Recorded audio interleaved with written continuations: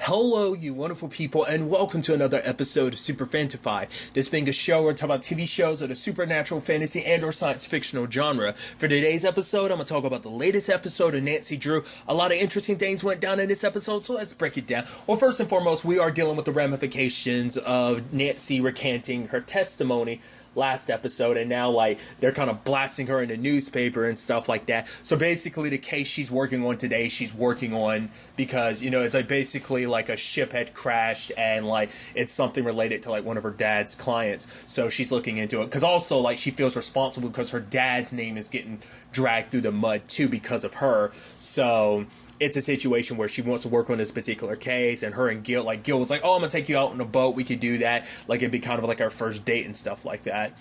But at the same time, I was curious the last episode how Nick was going to react. Granted, it's been enough time for it to not be, I think for a lot, it to kind of mull over. It's he's yeah, you kind of blew up my case, but the fact is, Ace's life was in danger, so I can totally respect and understand why you did what you did, so.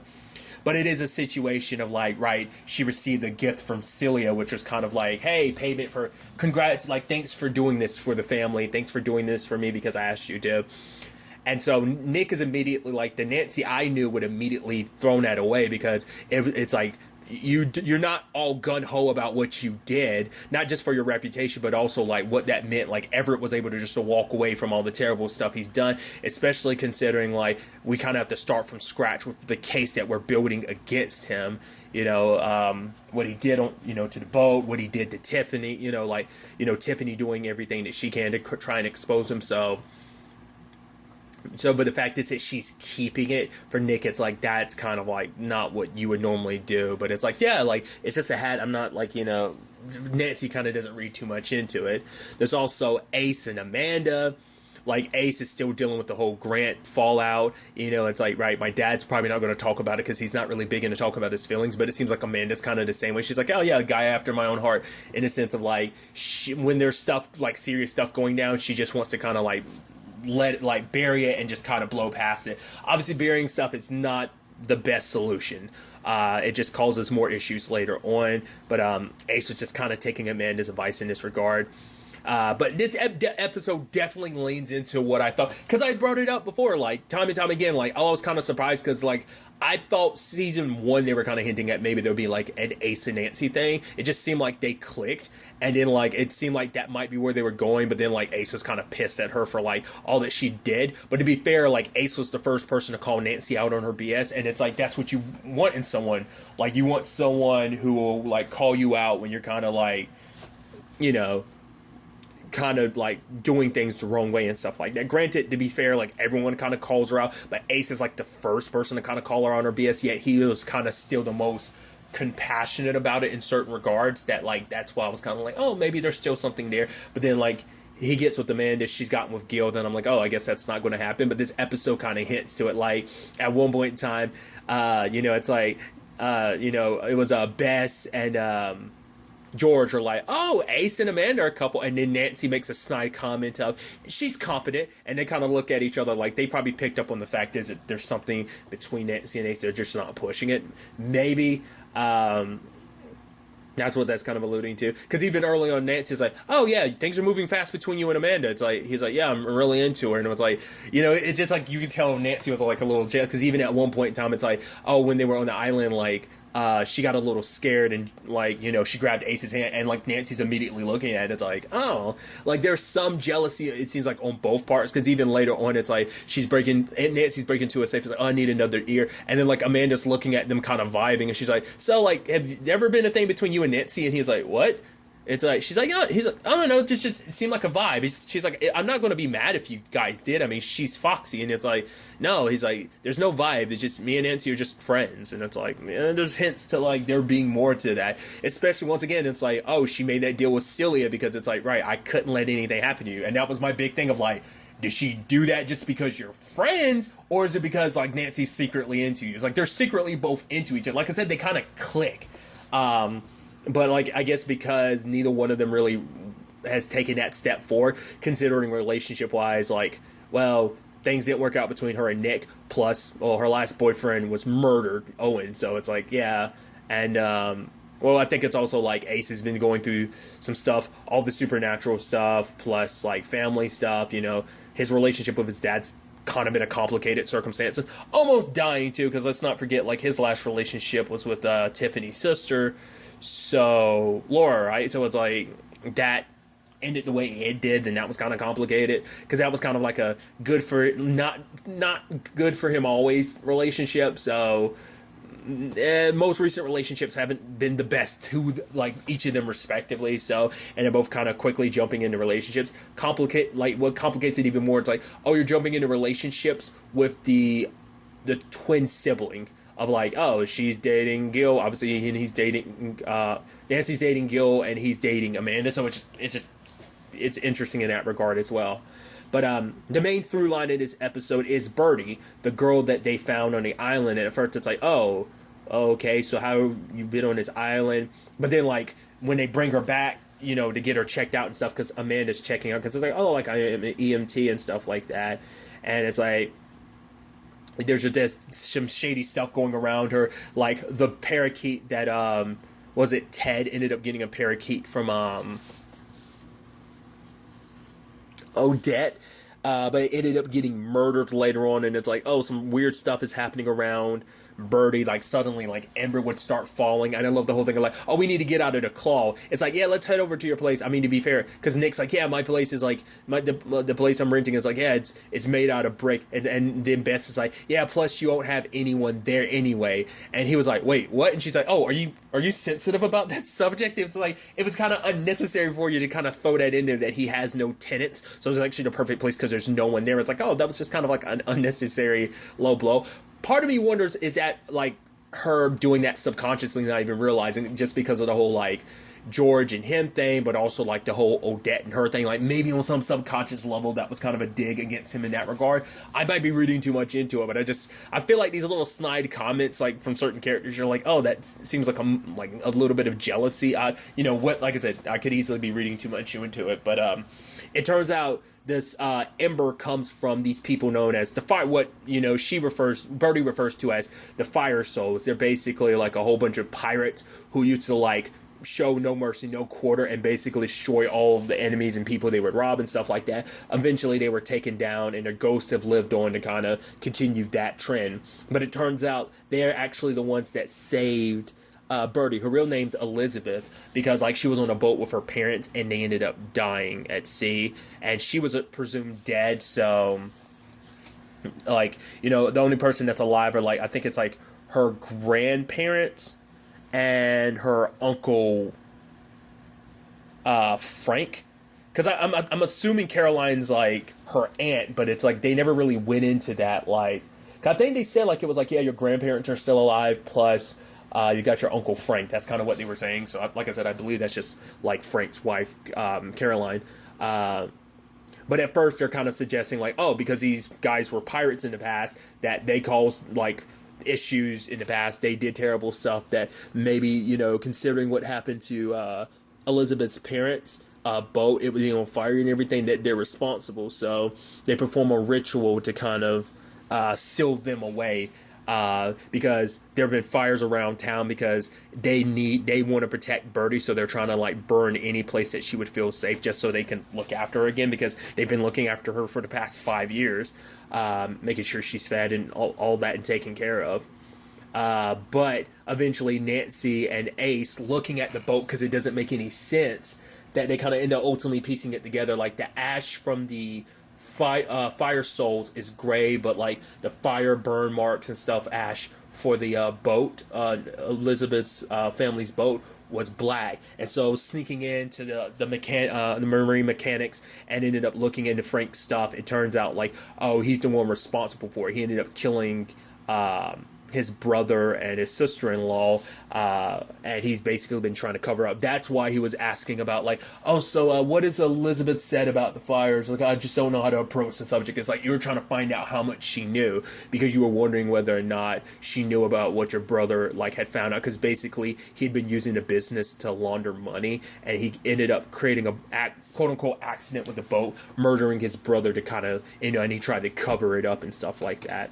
So he was kind of taking Birdie in out of the thing of, oh, I need to find out what she knows, but also like probably guilt over the fact is that like, all right, I was responsible, because they were initially thinking that's why the fire souls were looking after Birdie, that they were looking after her out of guilt, because she initially was thinking like, oh, that's why Celia was saying like I was going to get burned by recanting my testimony, and she was kind of giving me like my hat, like this little beanie, like out of like, you know,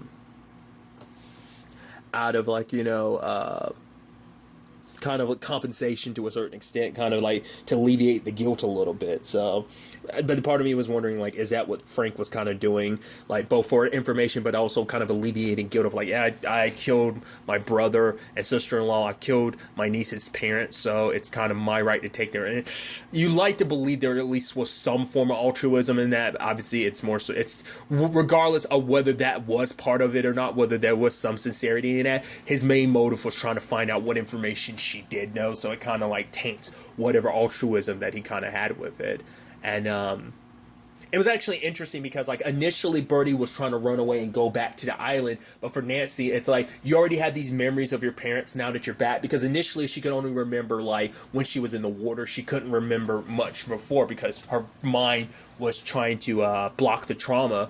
But you know, Nancy could understand like, yeah, your life isn't kind of what you thought it would be. It was more so the commonality of that basically those memories, like they're kind of a part of you, like you just kind of have to live with them and kind of find a way forward. Just like, you know, it's like you're more than just a tragedy that happened to you, and you know, she has to like deal with that of like, right, I'm more than just like my mom killing herself, because dealing with the Hudsons and everything and the tragedy that is, you know, the thing. And it's not just that, it's also like, you know, because that's just with Lucy, but like her own mom getting sick and dying, that was kind of another tragedy that hit her. Plus like you stack that on top of everything else she's kind of dealing with on top of it. Like there's a lot of complex and very, very complicated feelings going on there.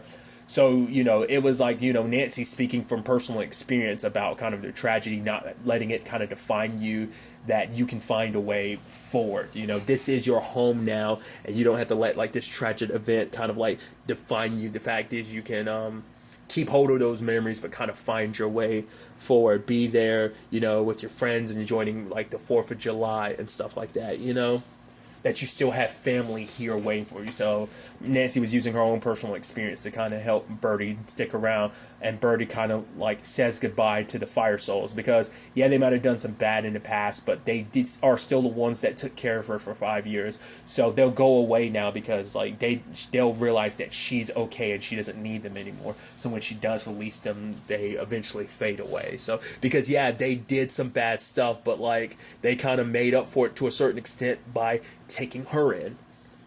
And that ends up being an interesting conversation with Nancy, because Nancy kind of thinks like Celia can be a better person. It's like, yeah, like, you know, look at what the Fire Souls, yeah, they did some terrible stuff, but then they changed. But like for Nick, it's like, yeah, people like Celia don't change.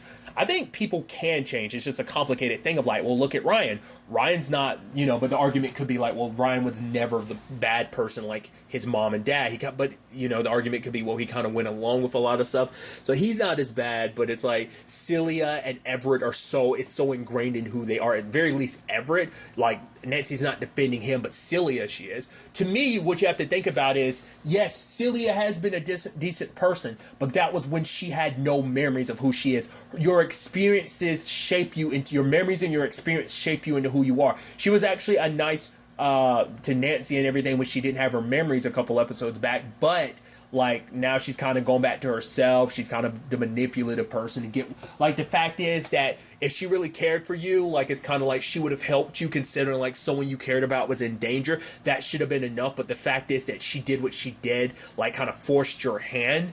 You know, it's like, you know, at what point, like, are you going to eventually keep moving the goalposts? Because it also is a complicated thing of, regardless of everything, the Hudsons, that's still part of her family. So it's like, am I going to continue to deny a part of myself? Because, yeah, her and Ryan are in a better place. So, yeah, Everett's a complicated case of, like, yeah, there's not going to be any, like, love lost in that regard. But with Celia, it's like, oh, but you know, I've seen that nicer side of her. Like maybe what she got me wasn't a gift out of like guilt, but out of love. It's like, oh, like from a grandmother. It's like, yeah, but Nick is saying like, regardless of you being her granddaughter, like it's not, Celia is not going to change. And so I think out of anyone, Ryan should be like the best example of being like, oh, my mother hasn't changed. My mom's always been the same. You've seen this one side of my mom. I've seen every facet. I've dealt with every facet of her. You're just getting caught up in the sweet side of things because it's like she's your grandmother. And for you, it's like it'd be like denying a part of your family, a part of like denying yourself, you know? So Nick ends up calling Ryan up at the end of the episode like, yeah, I think we lost Nancy. Like, she kind of is getting swept up in it. That was kind of the worry of like, yeah, you get too close to this, it will kind of swallow you up, the Hudsons in particular. To be fair, this is all Val's fault because she's the one that kind of looked into all this. She, like, things wouldn't be as complicated as they are if it wasn't for Val. So, because that was the thing of Nancy being like, oh, I could use this as opportunity by being an insider. We can take down the Hudsons, but now it's like you're kind of getting a little too close to it, and you know, it's like an undercover cop spending too much time undercover. You kind of get swayed away. So seems like that might be kind of happening to Nancy. That's definitely going to be interesting. Because you did have Ace trying to reach out to her, being like, hey, like, something's like, you're kind of like off lately. It's like, yeah, everything that I've kind of been through. And he's suggesting maybe you shouldn't be with Gil, someone like Gil right now. He's not a good guy, and you kind of in the process of dealing with everything like you are, like you don't need someone kind of like a negative influence. Like he in himself is kind of takes a lot of energy. He's not, because like Amanda at the very least, we've like, she hasn't done shady shit, like, subsequently, like, getting mixed up in all of this. How she's even the one that's like, oh, yeah, like, you know, she's kind of, it's like, oh, she's like, lone time reader, first time caller, or something like that. When it's like, she's the one that kind of was like, oh, like, immediately jumped to, like, oh, that's who the ghosts are and stuff like that. And everyone's kind of looking at her like, yeah, you're quickly becoming a part of the group about all this ghost stuff. But, Gil is kind of like the one that's been doing dickish stuff, even to the point, let's not forget, he took her money that she's been personally saving. We never actually got to find out, like, what he was doing with it, but obviously, like, for her, it's like, yo, where's my money, dude? Like, why'd you take it? And he can be, and that was something Ace was getting at. It's like, yeah, it's because it's like, she's like, okay, I was going to take this hike to this particular place, and he's like, oh, look at you being so basic, and you're like, what the hell? I'm like, why are you such an asshole? And he's like, yeah, me and my sister, we have, like, our thing or whatever. But even Ace is like, why do you have to be such a dick? Because I guess when he looks at, like, Amanda's relationship with her brother, it's like, I think it's kind of a thing of, like, damn it, like, Amanda has to get stuck with, like, a dick brother, but at least she still has a brother, like, him, like, being reminded of Grant. Because eventually, like, for Amanda, it's like, right, maybe I shouldn't have given you the advice of kind of burying that. Maybe you should talk to your dad. Because for her, it's a situation where, like, she was scared, like, because for her, it's like, yeah, we kind of jumped over a lot of the weird awkwardness of, like, first dating and kind of just jumped to the good parts. And she was kind of scared to, like, oh, once we get intimate and, like, put our feelings out there and really kind of open up and talk, then we kind of, like, bring in a lot of our baggage. You know, which Ace has got his baggage, much like Gil and Amanda does, but still. You know, so that was just kind of an interesting development. But it's like, for Ace, it's like, yeah, like, Gil can be controlling, and we've seen that already, like, him controlling his own sister, stealing her money, being like, oh, dictating what's good for her and what's kind of not. And, you know, he's kind of doing potentially the same thing to Nancy, but for Nancy, it's like, you know, it was already kind of a bad idea of like, oh, like, maybe you shouldn't get with Gil, because he's kind of a bad boy, you know. And I think with everything, with her life kind of turned upside down, she kind of needed that, and maybe still does. Like, and you know, she needs someone to kind of because I think she's just been such a quote-unquote goody two-shoes for so long, and what has being good ever really gotten her in the end? Like, her entire life flipped upside down. Hell, even that cop was giving her so much guff earlier, being like, whoa, what are you gonna do, like, lie about it? It's like, whoa, this is the first time that's ever come up. The fact is, Nancy's closed so many damn cases in Horseshoe Bay. Show some damn respect. I'm like, yo. But even later on, she's like, oh,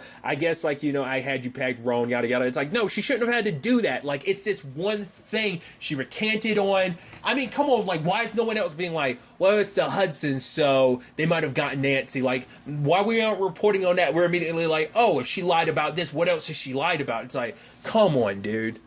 I wonder, is that going to lead to any other cases being reopened, like stuff that she's been connected to, like her mom's best friend who got arrested last season, who was, her and Carson were kind of dating and stuff like that. Like, obviously she got arrested last season for being a part of, like, the Tiffany thing. But I'm wondering on some level, like, will that kind of get reopened just because they're going to use, like, what happened with Nancy and this whole, like, Everett thing to, like, kind of, like, open the doors for all that stuff. I'm also curious to see, because we haven't seen her, so, like, what Val, we haven't seen her since she got, like, her, like, win with Celia. We haven't seen her subsequently since, so now that she's kind of reaping the benefits of it, I'm curious if we're not going to see as much of her, especially because it's probably like, you probably have Ryan figuring out, like, oh, you're the one that told my mom about Nancy and you complicated things, so I thought we were hitting it off. Like, we still haven't had that conversation,